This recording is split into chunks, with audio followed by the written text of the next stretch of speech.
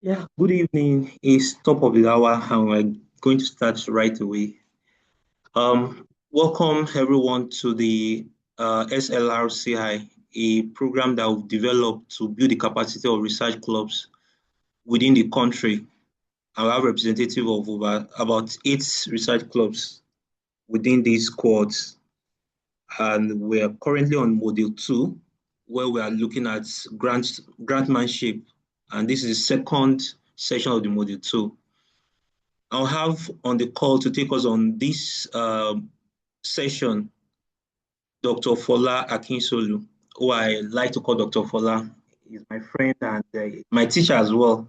He's a man of many faces. A lot of us know him for what he does in Naima, but he's also from the Leeds University in Ibadan.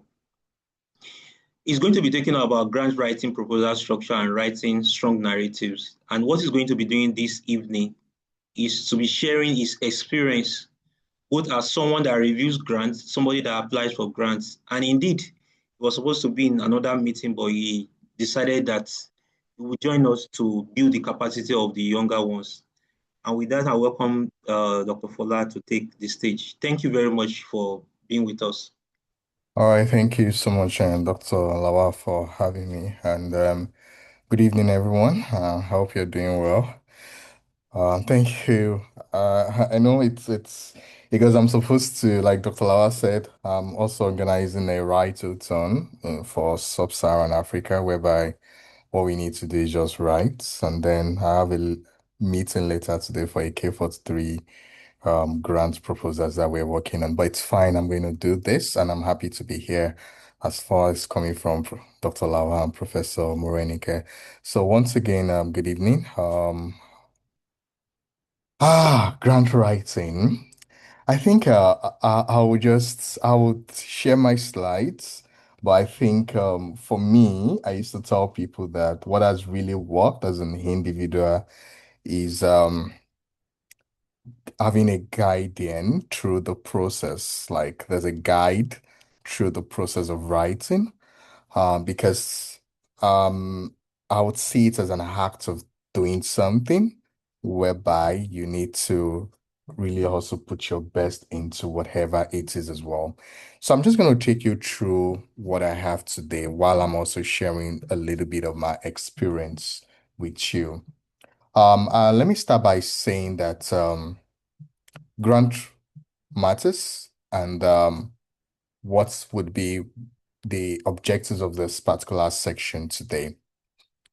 And I will tell you that one thing that Grant does is that it fuels nonprofit innovation. It helps with growth and sustainability.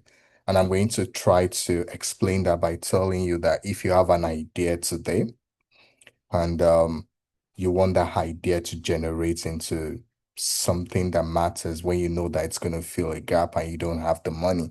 So in that way, you are supposed to come up and write a grant. There's something we call the request for proposals, RFPs, whereby if what you're thinking of really matters and it's in line with what the funders would like to fund, then that way you can actually put your application into that. And I would say that one of the things I would say this evening would be for us to understand what the funders expect from us, because I think for me that's the most important thing, and then learn how a strong proposal is structured and see how we can apply the success strategies to hit. And I'll tell you that a lot of people are writing, so there's a lot of competition out there. So if you think you are the best, I'll tell you that there are people that are better than you.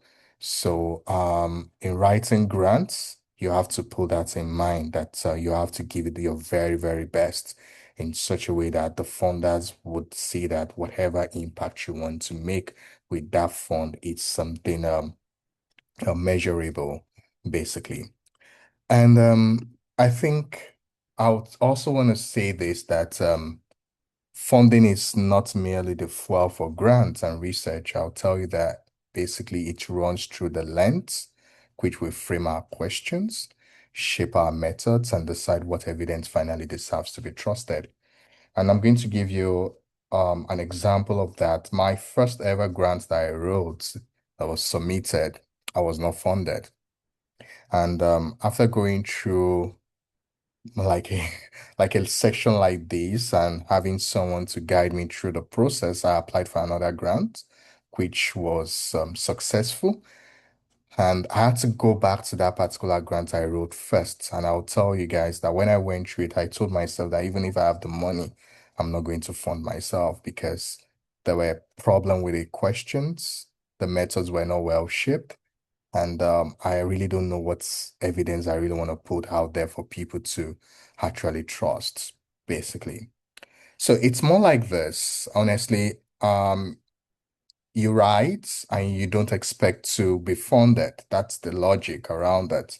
So if you write once and you are funded, oh, that makes sense. Just be excited about it.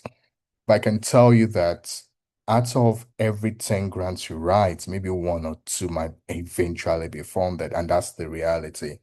Because no matter how much of hard work you put into it, there's always this reality around it that there's always a problem. There's always this part of the setback, the part of the failure, the part of the challenge and obstacle before it gets to that part of the success. So, but most of the time, everybody feels like, oh, once I write, I'm supposed to be funded, but that's not the reality. That's the expectation that whatever grant you write should be funded.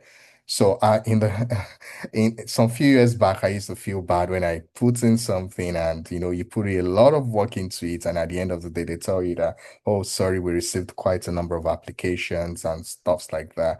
And I really get demoralized, but after a while, I found that this is just a lifestyle. You just have to keep putting your best. You just have to keep writing until one would just become a success. So I want us to start thinking about the reality more than the expectation. Yes, the aspect of the expectation is good, but the reality is actually what we need to really look into. And I used to use this oak tree as an example because it's like you're trying to sow a seed and I see your hard work into writing a particular grant as a seed you're sowing. And if that seed, so you can imagine I have 100 of seeds of the Hakon, and maybe just one of them might eventually germinate into becoming an oak tree. So this is more like saying that no matter what happens, you have to see the ideas that require nurturing to yield a benefit. So it's always very important that we learn this aspect. And I think for many of you, it's good that at this stage you are learning that there's something like this that exists. Quite a number of people don't know that you can actually be funded for a particular work. Like I was talking to someone just currently this week on TDR, WHO TDR, and I was telling them about something I'm doing, and they were like, "Oh, fine, can you come up with a concept notes? Maybe we can have about $10,000 to $15,000 to give to you, write a budget, and then let's see how it's gonna work." And I was like, okay, fine. Let's sell that. I wasn't expecting that there's going to be money. I just wanted the thing to have a global relevance. And then they were like, oh, they can still fund you. They can give you this amount of money to do the little things you are doing. So let's see how we can understand the grant landscape. I'm going to be very sincere with you. It's very crazy. And the more we understand how crazy it is, the better, especially now that global funds is actually being cut down. So we don't really have that much money available. So there's a lot of competition out there. So you have to really prove to the funders that yes, this thing you're about to do is actually innovative, is novel, and it's going to lead to quite a number of impacts. So we have NGOs, we have governments funding. I'm quite sure you must have heard about TED Fund. TED Fund is more like a grant fund in Nigeria for researchers. There are corporates. The Gates Foundation is an example of that. And then we have the bilateral and multilateral donors. And also depending on the kind of grant you want to do. So there are programmatic grants that involves quite a number of implementation science process whereby they want to see if this actually works. Like the one I'm talking about with the WHO today is the capacity building grants. And then there are seed funding grants whereby they're giving you these funds and they're asking you to do something. But out of all these, one thing I take my time to do more of the time is to actually understand what is the mission of the funder. And I think a lot of people miss it there. So if you're going to apply for a grant now, I think you need to spend more time understanding what the founders want. So in such a way that whatever you are writing is in alignment with what the founder wants. And I think that's a big mission. It's a big concept because for them, the closer your goals match theirs, the higher your success rate. So it doesn't even mean that you're going to win it. Do you understand? It means that you can be close to the success rate. So I'm going to tell you about one recently that I just got a message about that that's whereby you can have competitive grants discussed, you can have competitive grants not discussed, and you can have not discussed. So that's like an NIH terminology. So that means if it is competitive not discussed and competitive discussed, they are all together. They're likely to form them, but they would also look at it again. Out of the competitive discussed and the competitive not discussed, which one is closer to matching our goals? So it's possible that they didn't discuss the grant and you still get funded. And it's possible they discuss your grants and you are not funded. So the best thing is to actually understand the landscape of the grants, the funders, the people, the donors giving the grants. And one thing that is very important is preparation. So I'm going to say this from the angle of saying that if I want to apply for a grant next year, if and it's always good when it's a repeated call, like you know for sure that a call, there will always be a call every year. So what I mean by a call every year means that there's always this RFP, request for proposal. So every year they're saying, oh, we would always ask people to write something. So it's always good when you know that there's something like that. And when you know that there's something like that, you can always start preparing your mind for it. So for me, I encourage most of my students to apply for the RSTMH grants. And I think since we started, I got one. Then I think I've had 3 or 4 students got that have also won one as well too. And more also, we already know that for this year, they already sent a message out that there will be no application this year. So we already prepared our mind. So we're hoping maybe next year, if they start again, we would also try to put. But since we know that it is a yearly thing, so you can imagine you're working on a work and we're like, oh, can we prepare this for the RSTMH grant next year? So that means we're going to read about what is actually going to be funding. We're looking forward to listening to their webinar. And also, we are trying to prepare to see how best we can write this. So that means you need to know what are the mission and the strategic goals of the funders. You need to be able to, conceptualize the idea, understand what the problems are, and also look at what are the measurable objectives that you can look into that. And more also, I think that is also something that is very important. You can write alone. So it's better you have people that are either ahead of you that have won before, whereby you can share your grants with, and then they can read through. There's this saying my mentor used to say that it's better you make it simple and stupid. So in such a way that people that are reviewing, sometimes they're not even experts in that field. So they review your grants and they're telling you that, oh, they don't understand what you've written. So, and that's something that happens a lot. You make it too technical for them to even actually understand what you want to do. So we need to try to avoid that. So, and that's what I'm trying to also say here, that for you to get the money, you need to understand what the request for proposal is. That's the RFP. So read the RFP carefully. You need to look at one good aspect I used to look at is, am I eligible for these grants? So there's some grant they will tell you, oh, if you have 40 years and above, you can apply. There's some grant they will tell you, oh, you have to be between the age of 24 and 35. There's some grants they will tell you that, oh, if you're not a resident in the sub-Saharan Africa or in Africa, you are not eligible. There's some grants that will tell you that if you're not affiliated to a research institution or a university, you can't apply. So these are some of the things you need to look at. So when people send me calls and they, oh, Sefola, can you read this? And by the time, the first thing I look at is I look at the eligibility criteria. Once I'm not eligible, there's no point wasting my time on it. I'll just, abandon it and then move on with another thing else. So it's very important that once you see those calls, you first look at the eligibility criteria and ask yourself, are you eligible to apply for this? So there are always criteria as well. There are always what limits. And for me, for NIH, there's this particular crazy part they call specific aim page. So you can imagine you're going to write a grant of about 12 to 18 pages, and one page determines everything, just one page.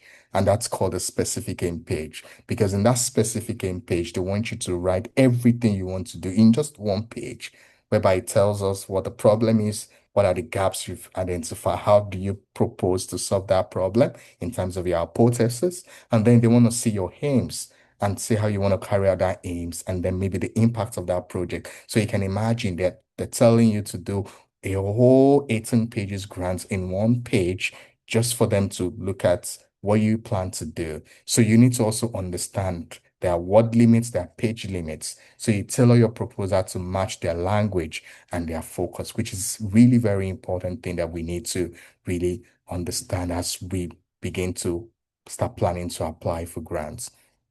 So it also depends. I would say that this is not a one fits all. So this is just like a sample. Most grants would have something like this, but not all grants. Do you understand? So, but this is what you should expect, like a component of a strong proposal. So they would like to see your executive summary. They would like to see your background. They would like to see what are the goals and your objectives. And they're hoping that your objectives are smart enough, for them to be able to read and understand what you're doing. And then they want to see your methodology. What type of methods are you planning to do? What's your implementation plan? And some grants will ask you, "Oh, can you tell us about your M&E plan? How do you want to monitor the data collection? Even in times of analysis, how do you want to look at it?" And now, one thing that is coming up right now in almost all grants is your sustainability plan, because now they realize that there's a lot of money that has gone into research and they've not been able to sustain such intervention. So right now, most funders are asking questions around sustainability. How do you sustain? How do you sustain? I was on the Patch conference on Wednesday, and one of the things that we kept on talking about is how do we sustain all these interventions, this great money. So you can imagine US is funding a grant of 1 million US dollars, and after 5 years, whatever impact that grant has made has disappeared. So the question now is, how do we ensure that the impacts of a particular project last longer than the fund itself? Then one other thing else that is also very important is your budget. So if you're telling me that you're going to be buying a computer of $1,500, you need to write a justification. And what does the justification mean? Justification means, why do you need the laptop? Of what importance is that laptop to the project you're working on, basically? So that way you're writing for every budget line, and for every budget line, you're also presenting a sort of justification, the reason why this is needed. I think maybe if I have time, I might show you one of the budget I have done recently, and then you see the budget itself and you see the justification. And one other thing else some grants actually score is your environment. They want to know what's your organization capacity.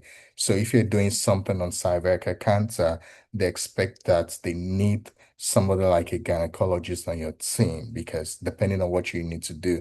So depending on what you need to do, if it's a lab work, that means we need a lab expert to be on your team as part of the people that you're going to be working with, or you're writing it there that you're going to get these people together. So some grants would ask you to write your co-investigators or your co-PIs, so that they will know that you have the capacity to actually get this grant rolling by. So I think another thing else that is really very important is the storytelling part of it. So how do you write a compelling narrative? For me, I always, rather than saying narrative, I would say, how do you write a compelling story? So it's like they're asking you, you're asking me to give you $50,000. You're asking me to give you 1 billion naira. Tell me why I need to give you this money, and of what importance this money needs to be. So one of the things that we need to start building on is, you need to lead with evidence and urgency. And I'll tell you, for most grants, what needs to be done first is either you're doing a scoping review or a systematic review, depending on how huge the grant you want to do is, you want you're writing for is. And why is that important? The reason why either a scoping review or a systematic review is important is it's it's through the review that you're going to identify the gap and you're producing evidence and you're telling them that you've done this and this is the evidence that has been generated. So it's like you want to work on an intervention, let's say a digital tool intervention right now, and you've been able to pull studies together that says this digital tool intervention has worked. So right now, if you're writing such a grant, you're telling them in the grant that I have gone through this and I've seen that this is working. And that is why I'm proposing that if I can do this and this, definitely this is going to be the end result of it. So it's like you're trying to make a case. So, but you're not there physically to make that case. You are making that case in your writing. So that is why it has to be clear, it has to be concise, and it has to be structured. So there's some grants they tell you how they want their structure to be. So, and at the same time, you also need to look at what benefits will it be for the people that are funding you? What impact will it be for the environment? So these are very important things that we need to put into consideration when you are trying to write a story. And another thing else that is also very important is doing a realistic budget. So it's like you know they sell this for 800 naira and you are because you are writing a grant, you're saying that oh you're gonna buy it for 2000 naira. That's not realistic. So you have to be clear. So, and your budget item or your budget line needs to match the activities. Like I told you, when you're having your budget line, you need to have a justification. So if I'm going to do a crowdsourcing and I'm budgeting $3,000 for crowdsourcing, I need to explain that these are the activities involved in the crowdsourcing. I'm going to do an open call. I'm going to get people coming to tell me what they've submitted. I get judges to view those open calls. I bring in people for a this and that on to see. I'm lodging them for 3 days. And depending on the number of people I want to lodge, I have to feed them. I have to provide accommodation. I have to fly. So all of this needs to be written in your budget line in such a way that they understand that these are the activities you would like to use the money for. And I'm quite sure maybe when Justin is taking you, maybe next week, he's going to be telling you about the direct and indirect cost. So the direct cost is the amount you spend on your grant itself, and the indirect cost is more like the administrative fee. So if I show you a budget now and I'm telling you that, oh, I'm writing a budget of $100,000 to do this project, my indirect cost, depending on my institution, could be 8%, could be 15% of that total money. So that is what we refer to as indirect cost. And it's saying provide a short budget narrative explaining logic, and that's more like your justification.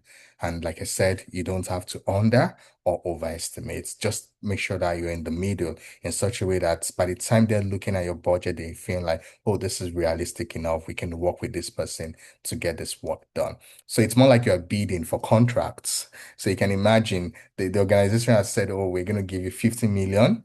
And then somebody's bringing a budget of 70 million, somebody's bringing a budget of 40 million, and somebody came and brought a budget of 48 or 49 million. They would rather want to give that 48 or 49 million the money rather than giving the 70 million who was over budgeted or giving the 40 million because was under budgeted because definitely they know how much, they kind of have an idea how much it's going to cost to get the work done. Do you understand? So they are also working in line with that, basically. So for your organization capacity, you need to know who are the people that have the experience and leadership. And like I said, you need to, at this stage for you, I think it's good to identify someone that can always guide you in the process, that can also tell you what you need to do and how you need to go about this, because it actually matters a lot. And then your organization will have to show a level of accountability. So there's some grants that comes to you directly, like they pay into your account, like RSTMH now.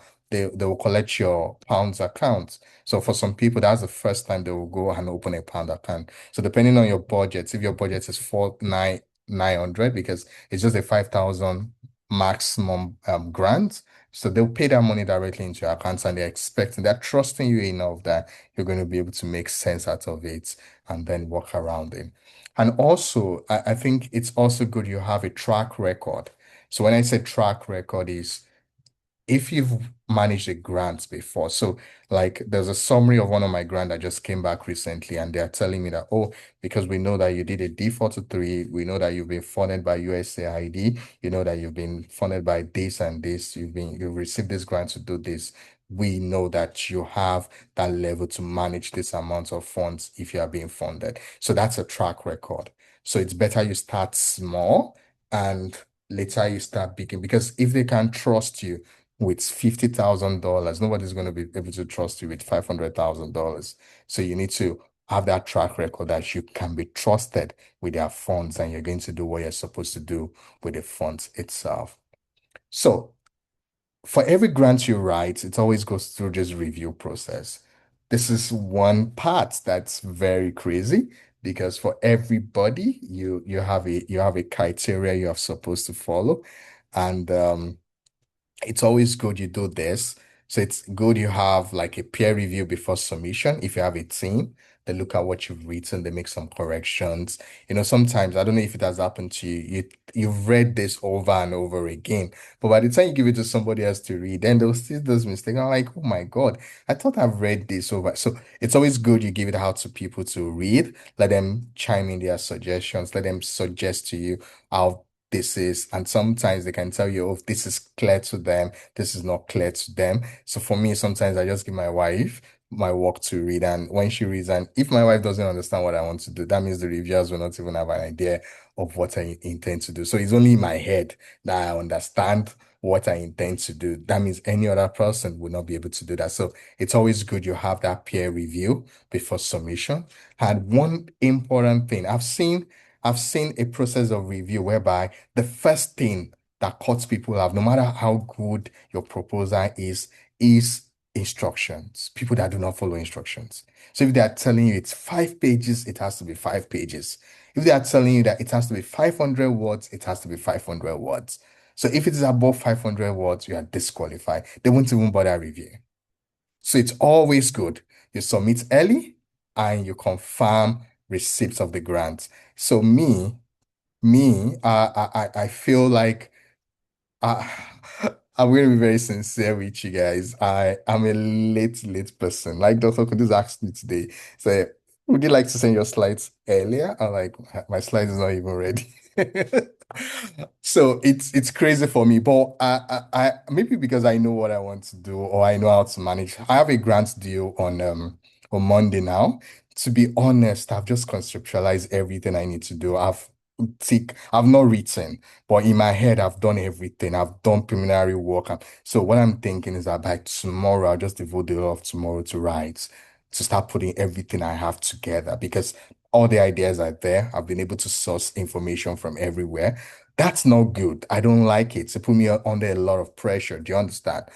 I've tried to really work around that, but maybe it's just me. But I would advise it's always good you submit early.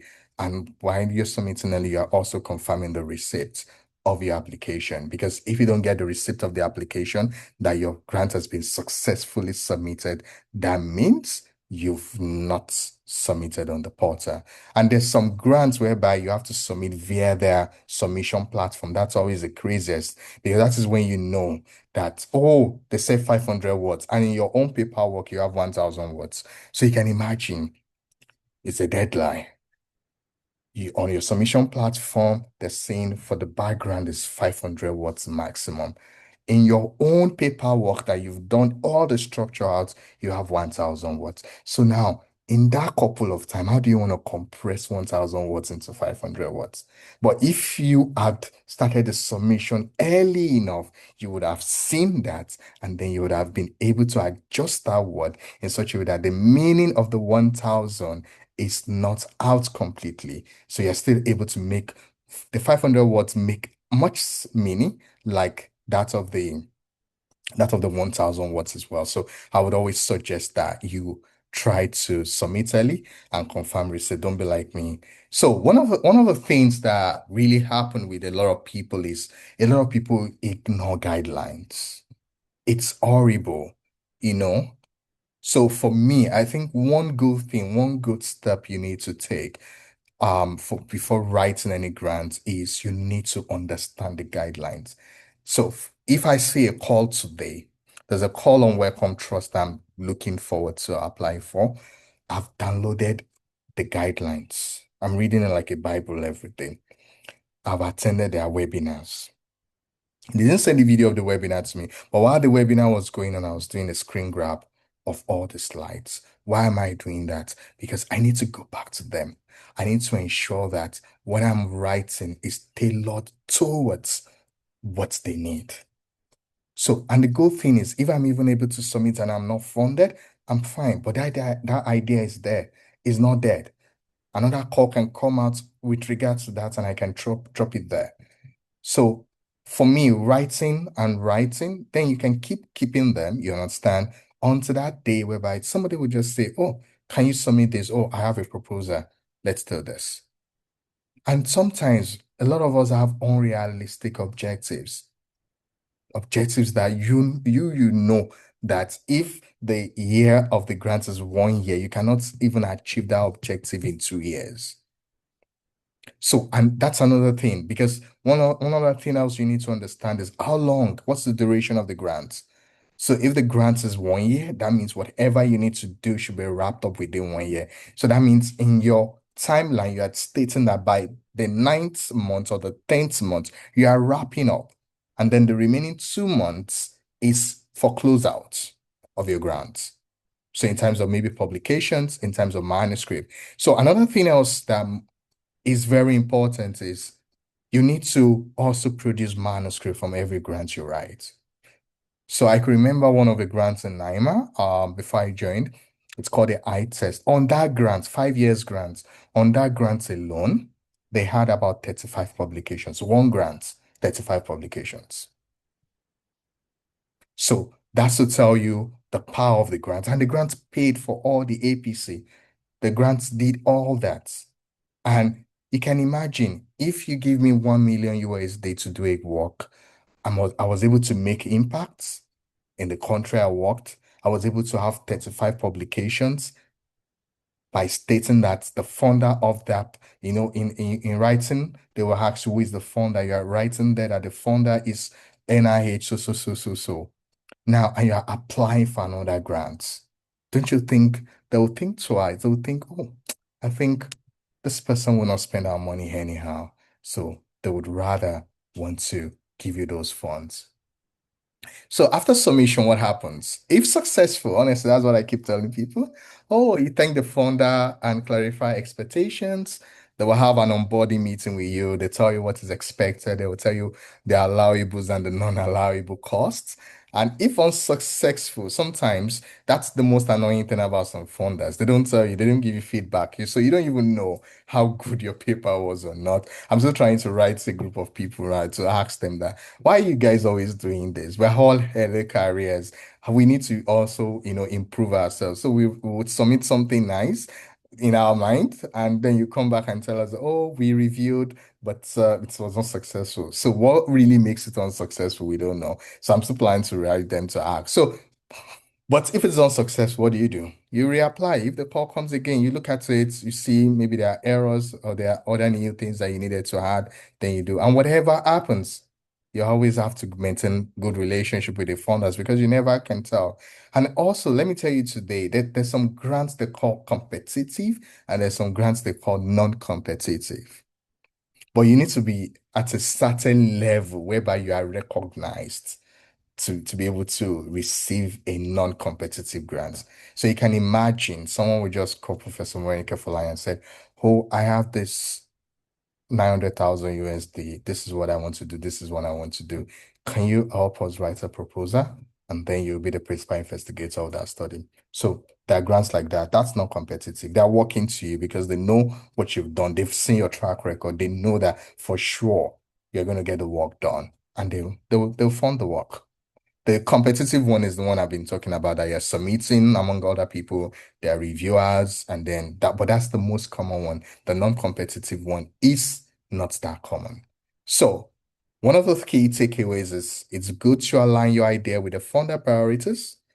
Um, Tell a clear evidence-driven story, demonstrate capability and credibility, and ensure that your budget is actually realistic.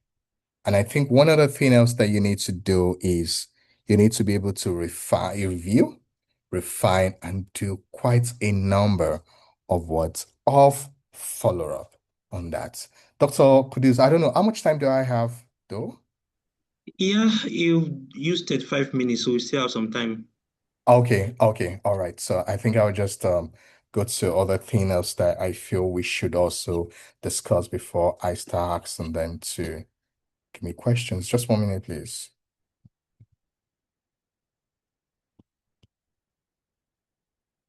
I think I missed this. I'll rather want to also talk about the strategies for writing a successful grant application. And I'm going to be talking about the 8 steps to make sure that is done. So I think one way or the other I've mentioned this, but I think I'll just reiterate on some of them. One of the things that we need to do is you need to understand your environment. Like for NIH now, I'll tell you one of the things they score in NIH is your environment. So if you're in an institution, they want you to write about the institution. They want you to write about what the institution has done in the past with regards to what you're doing. So that is your environment. So they want to see your institutional governance. They want to know, do you have enough personnel? Are there facilities? So if you're doing like a work that has to do with PCR, they want to know, does your institution have the lab equipment to be able to carry out what you are proposing if they don't have funds to give you to actually buy those lab equipments? They want to understand, so like for some institution now you have to be registered, like Wellcome Trust, your institution, your research institution, or your university needs to be registered with Wellcome Trust for you to be able to submit grants through for Wellcome Trust. The same goes for NIH too. You have to be registered on the SAM.gov for you to be able to submit an NIH application. So these are some of the things that you need to understand with your institution. So like now, if your institution is not registered with NIH and you are planning to submit an NIH grant, I would just say you're wasting your time. Why? Because you will not be able to submit that grant except you are able to identify an institution that can take you in, and the head of the institution can write on your behalf that because you are going to need what we call an institutional support letter backing what you're doing, basically. So that's one step that you need to do. You need to know your environment. Second is assemble a winning team.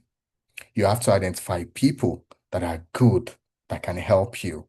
So if you're doing anything on implementation science and you are not an implementation scientist, then you need to get someone that is an implementation scientist. If you are doing anything on oral health and you are not a dentist, that means you need to get a dentist on your board. So these are very important things that you need to put into consideration. And that is why we say you need to identify your key personnel. So who handles the budget? Your finance person, your accountant, who is your project manager, who is going to be coordinating the lab for you. And also, you need to also be able to confirm their availability if they're going to be there, if they're committed, and then share the request for proposal with them. Let them also go through it, and then everybody is going to bring in their expertise into writing. And I think for me, one of the things I've seen that really worked well was, you know, writing in a team. I remember when we needed to write Salmon 2 projects, and I think Professor America was involved in Salmon 1 project whereby it was a week. So you can imagine you're writing a grant and they lodged everybody for 1 week. You had to resume at a particular time and close at a particular. So everybody has one thing. So the lab are writing their components, the budgeting part is doing their own part, the science parts are doing their own part, the methodology people are doing their so and everybody's trying at the end of the day, you're pulling everything together, you're reading through the grants and you're trying to see that if this makes sense. I can remember for Saman too, the last day we were supposed to submit, we didn't leave the hall until 3:30 a.m. We started as early as 7 in the morning. So whatever you need to eat is there. I could remember my boss had to go buy chewing gum for everybody, groundnuts, Coke, everything was there.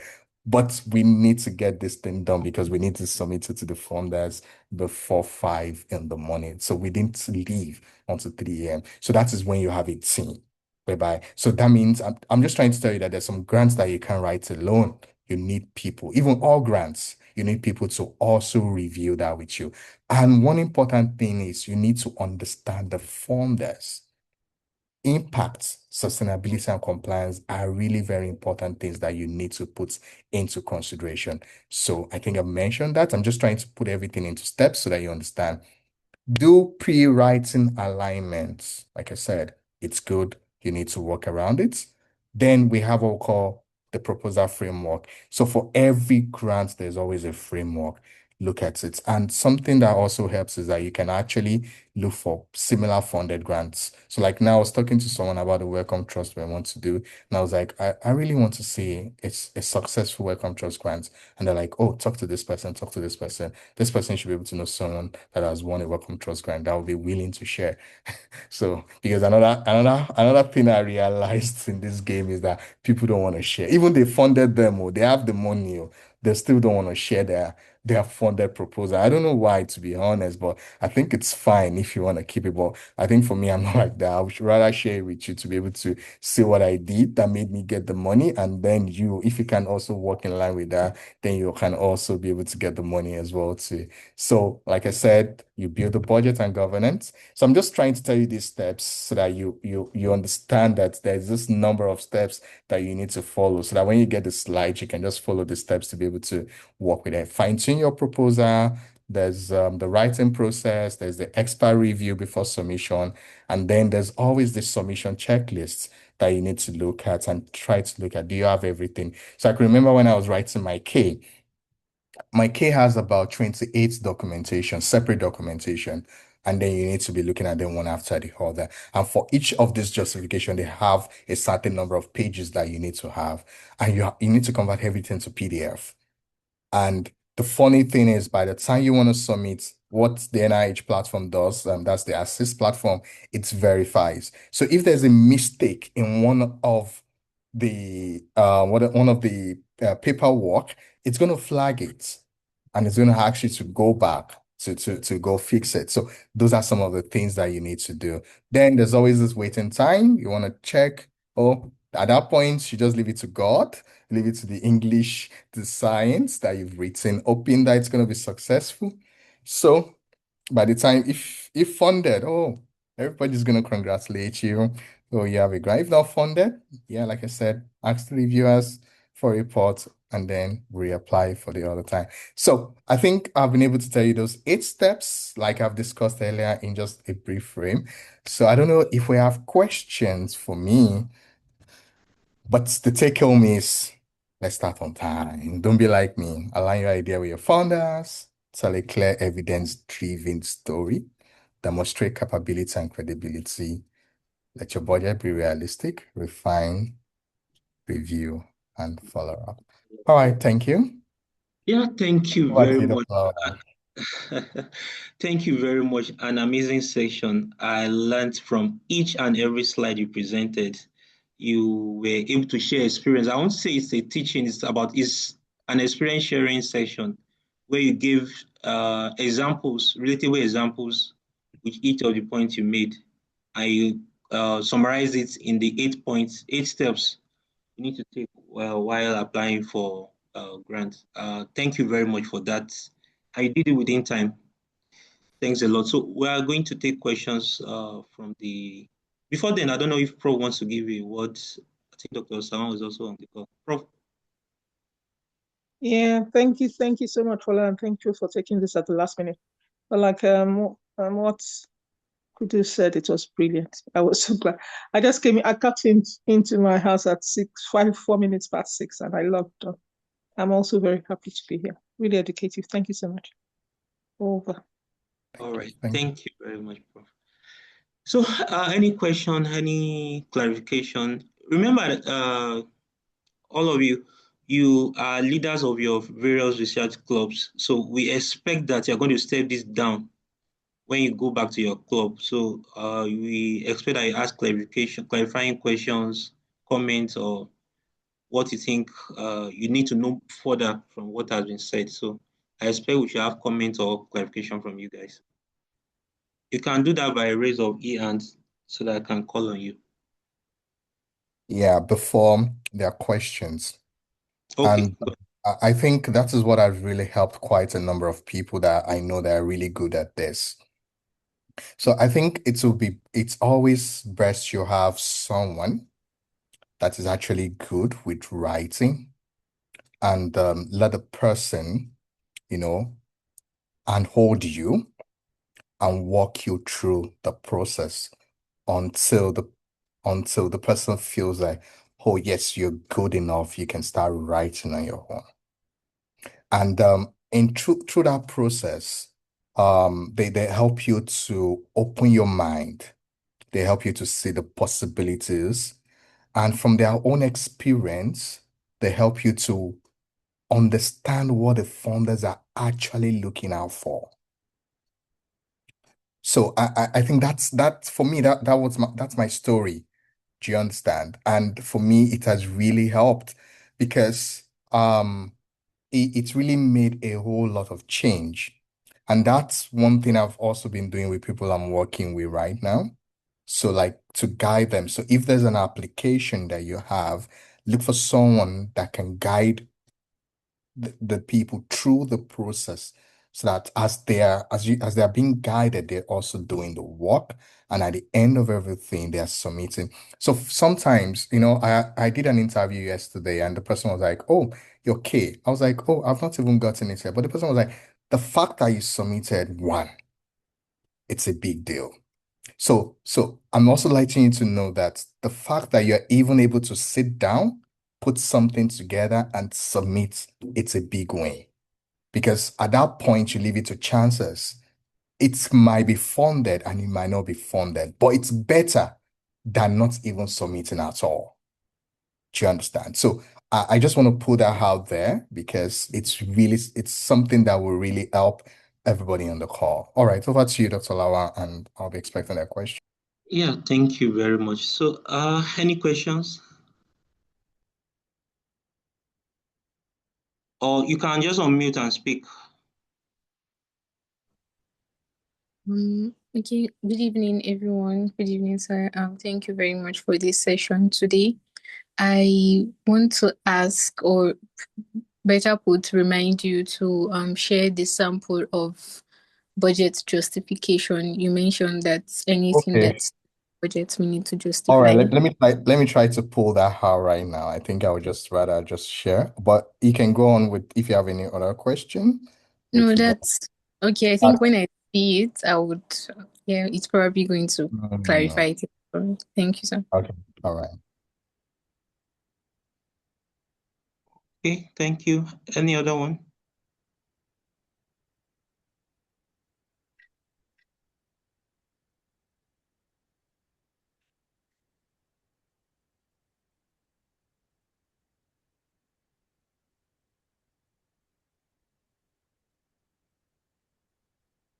Yeah, it's a quiet house again today.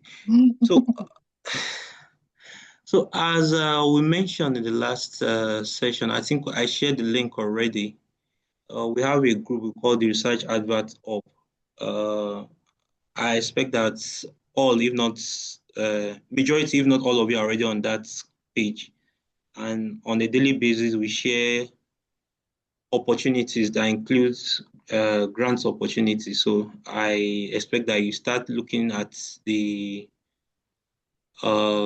notice of funding opportunity and start making use of the knowledge you've gained from these sessions. Okay. All right, so this is one sample that we did. So I was asked to do a qualitative study with University of Washington, and there were two teams, my team and then I think Nigerian Health Watch in Abuja. They wanted us to go to different states in Nigeria to carry out this study as regards to polio campaigns and how they can work around integration. So if you look at this now, this is my budget justification. So I'm telling them that I need 13 million naira for the principal investigator, and I'm providing what is the 30 million naira for, provides overall scientific leadership and strategic oversight for the projects, will be responsible for engagement with national and state stakeholders, ensuring methodological rigor, guiding interpretation of findings and overseeing. So that's the role. And then if you look at this, this is saying the co-investigators, because we're going to be going to 2 states. So we are asking for about 19 million naira for that. So can you say supports the design and implementation of the study, supervises field teams across both states, Yobe and Ekiti states, contributes to the interpretation of findings, and supports development of policy relevant recommendation. So for every budget line, so for everything you see here on the B column, they refer to all this as your budget line. So if you look at it, we have the personnel, we have the consultants, we have the travel, and also we have other direct costs. And like I told you guys the other time, so this 13.5% is the indirect cost. So, and if you look at it from okay, this is not even completed yet, so we're still working on this. But definitely what I just want to show is that for every budget line that you see, there is always a justification for it. So you can imagine, let's say this one that talks about printing. So printing of study tools and materials. So we're saying, oh, for the 2 states, 5,000 naira would be okay for that. And that's printing of interview guides, consent forms, training manuals, and other materials required for effective training that would enable good quality data. So this is just to let you know that for every budget line, you need to, do a justification. So that, and that's why I was trying to say that for every budget you write, you have to be a bit realistic enough, and then you should also be able to work with their. So for some grants, they will give you the templates. So like this now, they already gave us the templates. So for the budget category, we only have the personnel, the travel, the consultants, and some other things. Then these are the budget line items. And then you can do your calculation and then you provide justification. So I don't know if that's clear. So, but basically justification is just to tell them what you actually want to use the money for, basically. Thank you. Thank you very much. Really appreciate this. Just to put context to this, what Dr. Akintola has shared with us, it's what people pay hundreds of thousands to, gain. And a lot of times you don't get so much details as they are shared with us on this course. So we really appreciate what you've done for us, and we hope that the students on the call are going to make good use of what you've shared. So if we don't have any question, I think I'm going to give us back 7 minutes of our time to have a lovely weekend. Or is there any question once again? All right. Prof, any final words before we round up? No, just to thank Fola. I was proud of you. Very, very beautiful session. And I think it's not just the student, it's all of us that is going to use it. Yeah, have a wonderful day, everyone. Thank you. Thank you, everyone. Thank you, Dr. Yeah. So just before we leave the call, to the students,